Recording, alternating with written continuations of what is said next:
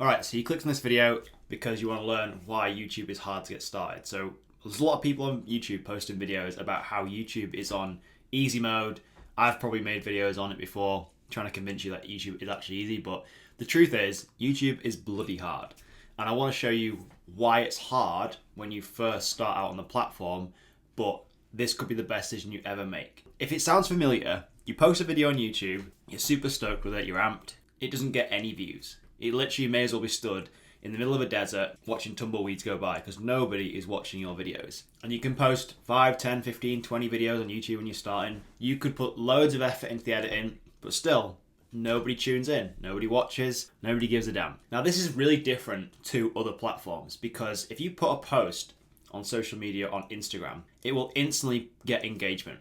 You'll see people instantly liking it, probably commenting. These platforms have an inbuilt audience already on them, whereas YouTube does not. And I think we've been conditioned into this mindset that instant validation is how it should be, whereas YouTube doesn't really do that.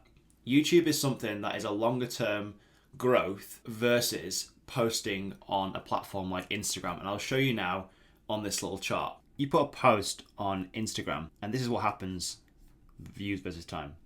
Your views will spike, and then more than likely over time the views will start to diminish over time until it literally reaches a point where it's not getting any views at all and it flatlines. And for the majority of things, people aren't going back through people's Instagram feeds to look at old videos. They're just not. You post on Instagram and it's gone within the next day or so. Sure, things last a little bit longer or a bit shorter, but that's generally the gist of things. Now, when you're starting out on YouTube, this is how it looks. You post a video, you might get a handful of views, 10, 20 views. Maybe you get a little bit of a spike, and then you'll see things like this, and like this. And it just continues to grow over time. And this is because YouTube is a searchable platform. So people are actually going onto YouTube to search for answers to questions they have. So for as long as your video is on YouTube, it's going to continue generating more and more views. And that's why I love YouTube compared to starting to build an audience or a brand on a platform like Instagram or TikTok, because the views literally diminish over time and you get so conditioned into this instant gratification that when you do post something and it only gets 10, 20, 30 views in a couple of days, you get discouraged because you think if a video is good, it should just go viral straight away, but that's not how YouTube actually works. I want to call this a social media trap because people who start on YouTube believe that's what they should be feeling and seeing on YouTube when they post on Instagram previously. They want this instant gratification and they're basing their future results off that instant gratification, which is the wrong way to think about it. And it's the reason why so many people start and then quit so early on, because they don't see this instant hit of dopamine in terms of views. Now, a lot of people believe getting no views in the beginning is a bad thing. I actually believe it's the complete opposite, and it's a good thing, and I want to give you a few reasons why. First reason is it gives you the freedom to be yourself without any pressure to comply to any algorithm or anything like that.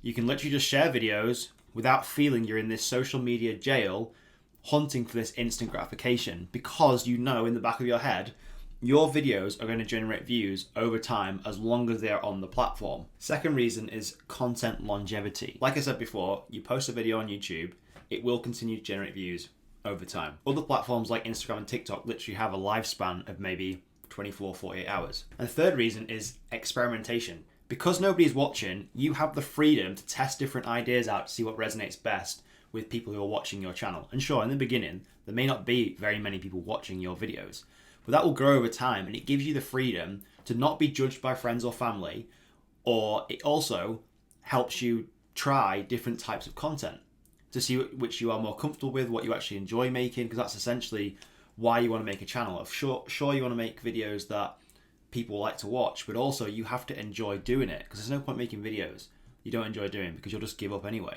And you can also look at YouTube's analytics inside the studio, which literally shows you to very deep detail as to what content is performing best. So although starting out on YouTube might feel lonely in the beginning, like it does, that's just what happens. You start out, you've got no subscribers, no fan base, nothing. It is actually the foundation for long-term growth. And you need to think about building a content library out. Try different styles, try different editing techniques, try different storytelling approaches. Don't just try and focus on going viral overnight, because I can almost guarantee that will lead you to burnout and you'll fall out of love very quickly with YouTube. Focus on the long-term picture of things, and just remember that your videos will get views as long as they're on the platform. And I've seen videos in the past from my experience where I have posted videos that I thought of that are not going to perform very well, and then the algorithm picks them up and boom, they've got tens of millions of views. And likewise, I've had the opposite as well. So I've put a ton of effort into videos, what I thought was going to be a big hit, and it just flops. It just does average for my channel, and that can be frustrating sometimes. But I also know that there is still the opportunity in the future for YouTube to put that in front of the right people, and a segment of an audience will enjoy it. That's how YouTube's algorithm works. It's always trying your content in front of different people. And once it latches onto an audience it knows are going to watch it, it tries to find more people like that. That's why you'll see spikes in the growth. And then you can actually see it on the graph, once it actually finds an audience, it will just continue the upward growth, which is, I'm just so obsessed with it. But this should encourage you to push through the slow growth phase, because this is inevitable. There are very select few people who can post their first video on YouTube and it blow up, right? For most people, they will post 10, 20, 30 videos and they'll get a handful of views. But then they will start to figure things out. They'll start to figure their voice out. They'll start to figure out what content they like creating, what content their audience likes. And then the growth starts to increase. And that should be enough as encouragement as you need.